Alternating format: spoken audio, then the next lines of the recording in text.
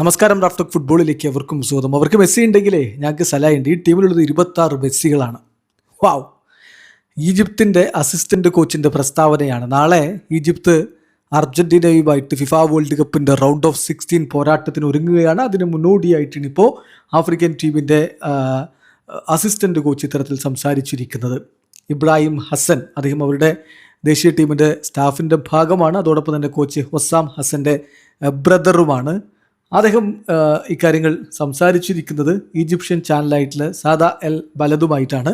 അവർ ഉദ്ധരിച്ചുകൊണ്ടത് Argentine മാധ്യമം TYC സ്പോർട്സും report ചെയ്യുന്നുണ്ട്.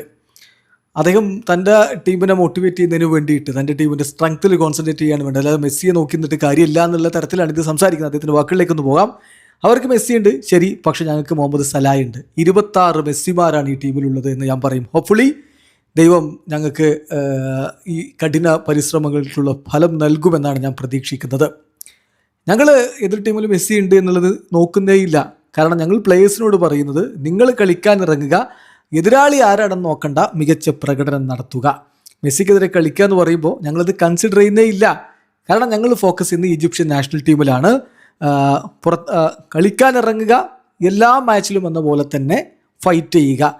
Whether it is Messi or any other opponent. ഒരു മറുഭാഗത്ത് മെസ്സി ആവട്ടെ, ഏത് ഓപ്പണൻ്റ് ആവട്ടെ, നന്നായിട്ട് കളിക്കുക.